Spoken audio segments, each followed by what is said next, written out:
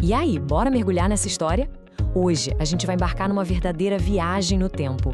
Uma jornada super fascinante sobre como a humanidade sempre deu um jeito de compartilhar ideias, sentimentos e informações. E o nosso grande foco aqui é a evolução da comunicação no Brasil. Lá no comecinho de tudo, os povos antigos inventaram a escrita justamente para conectar pessoas que estavam longe umas das outras. E é exatamente essa busca, essa vontade enorme de estar perto, que acabou moldando o nosso mundo moderno. A gente vai acompanhar de perto essa transição absurda daquelas comunicações super lentas lá do passado para a velocidade alucinante da era digital que a gente vive hoje.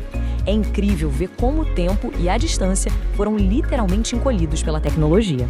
Sabe, o contraste entre o passado e o presente é, na boa, quase inacreditável. Imagina só o cenário nos anos 1500. Para uma mensagem chegar ao destino, ela precisava enfrentar a fúria do oceano por meses inteiros, balançando para lá e para cá naquelas caravelas de madeira. E hoje? Hoje uma mensagem cruza esse mesmíssimo oceano em segundos, ou melhor, frações de segundo. Chega a ser engraçado porque a gente perde a paciência se um vídeo demora, 5 segundinhos para carregar, mas antigamente a galera precisava esperar meses só para dizer um simples olá do outro lado do mundo. Essa aceleração mudou tudo. Não só a tecnologia, mas o jeito que o mundo inteiro funciona. Mas, para entender o nosso presente, a gente precisa dar um passinho para trás e olhar para o passado. Na época em que os navegadores portugueses chegaram aqui nas terras que hoje formam o Brasil, não tinha cabo de fibra ótica, muito menos satélite flutuando no espaço. A única maneira de se comunicar com o governo, lá em Portugal, era por cartas. E detalhe, cartas escritas à mão, com pena e tinta, à luz de velas. A realidade física da coisa é muito doida. Imagina mandar um feliz aniversário ou uma notícia urgente para o rei e ter que esperar quase um ano para a carta ir e a resposta voltar. Cada palavra tinha um peso gigante, simplesmente porque tudo dependia dessas viagens marítimas que eram longas e super perigosas.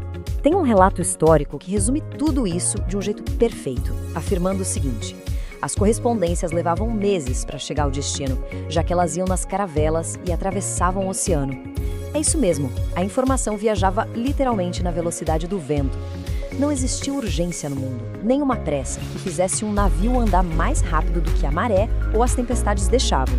Então, uma descoberta incrível ou uma decisão super importante que rolava na Europa só virava realidade aqui no Brasil meses e meses depois, quando os navios finalmente atracavam nos portos. E aí, a história dá um salto gigantesco. Chegamos no ano de 1808. Esse é o exato momento em que a imprensa surgiu no Brasil. E para entender o tamanho dessa revolução, a gente não pode pensar na imprensa só como os jornais de hoje, mas sim como uma máquina de carimbos gigante e super rápida. Pela primeira vez por aqui, uma ideia não precisava mais ser copiada à mão, letrinha por letrinha, uma a uma. Ela podia ser carimbada e multiplicada centenas de vezes de uma vez só. Foi a primeira grande faísca para espalhar ideias muito mais rápido entre as pessoas que moravam aqui. O primeiríssimo passo em direção à comunicação moderna. Depois dessa invenção, em 1808, o ritmo de novidades não parou mais. Com as fábricas crescendo pra caramba e a produção a milhão nos séculos seguintes, a sociedade inteira começou a precisar de formas mais rápidas de conversar e fazer negócios. E aí, as invenções começaram a surgir em cascata. Em 1877, a voz humana começou a viajar à distância com os telefones. Um absurdo para a época. Em 1922, o rádio colocou notícias e música no ar, para todo mundo ouvir junto ao mesmo tempo. Em 1950, a televisão chegou trazendo imagem e som direto para o sofá da sala. Cada nova invenção dessas significava uma coisa: a informação viajando mais rápido e alcançando muito mais gente. E isso nos traz para um maior divisor de águas de todos os tempos: a internet. Ela é, sem dúvida, o grande acelerador dessa nossa história, resolvendo de uma vez por todas aquele problema gigante dos oceanos que as caravelas enfrentavam lá atrás. E aqui vai um fato muito curioso. A gente vive falando em salvar as coisas na nuvem, né?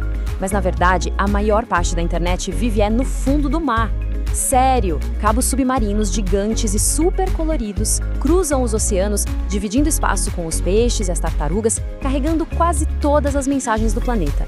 É essa tecnologia invisível, lá debaixo d'água, que literalmente eliminou a nossa distância física. E aí a gente chega na verdadeira magia da internet e das chamadas tecnologias da informação. Hoje, elas formam esse sistema absurdo, gigantesco, que permite o inimaginável algumas décadas atrás: a comunicação instantânea. A distância física simplesmente parou de importar. Tanto faz se a mensagem vai para o vizinho da rua de baixo ou lá para o outro lado do mundo, no Japão. A infraestrutura digital que a gente tem hoje pega os nossos textos, as nossas vozes e os nossos vídeos e manda tudo em tempo real. Isso virou a chave e transformou completamente o jeito que a gente brinca, aprende e trabalha hoje em dia. Mas na prática, como é que essa velocidade toda muda a vida das pessoas de verdade hoje no Brasil? Bom, a gente vai ver agora alguns exemplos simplesmente incríveis de como essa tecnologia da informação está sendo usada no dia a dia. Esses casos mostram que essa comunicação ultra rápida não serve só para ficar mandando mensagem de bom dia, não. Ela é uma ferramenta poderosíssima para preservar identidades, contar histórias únicas e conectar realidades muito diferentes do nosso país com o mundo todinho. Para começar, vamos olhar para o caso da comunidade quilombola Buriti do Meio, lá em São Francisco, Minas Gerais. Aqui, a tradição esbarra no futuro de um jeito fascinante. Durante uma apresentação cultural deles, um simples smartphone acaba virando uma verdadeira ponte para o mundo. A tecnologia ultra rápida chegou a essas comunidades tradicionais e agora funciona como um instrumento de ouro para registrar costumes ancestrais. É a chance de eternizar a própria cultura e compartilhar com quem quiser exatamente na mesma hora. É a história de um povo sendo preservada, literalmente na palma da mão de quem vive essa história. E essa mesma autonomia digital rola também no Parque Indígena do Xingu, no Mato Grosso. O cineasta indígena Takuma Kuikuro usa uma câmera de vídeo profissional para documentar a realidade do povo dele. Durante séculos e séculos, as histórias sobre os povos indígenas sempre foram escritas e contadas por quem vinha de fora, né? Hoje, a história é outra. Com os equipamentos modernos de comunicação, cineastas como Takuma têm o poder nas mãos de registrar e transmitir a perspectiva da própria aldeia direto para o mundo. A câmera virou uma voz gigante, uma ferramenta incrível de representatividade. E cá entre nós, todo mundo viveu um exemplo prático e muito forte disso tudo bem recentemente. Durante a pandemia de Covid-19, quando o planeta inteiro precisou trancar as portas e se afastar fisicamente, foi a internet que serviu de ponte para manter as escolas funcionando.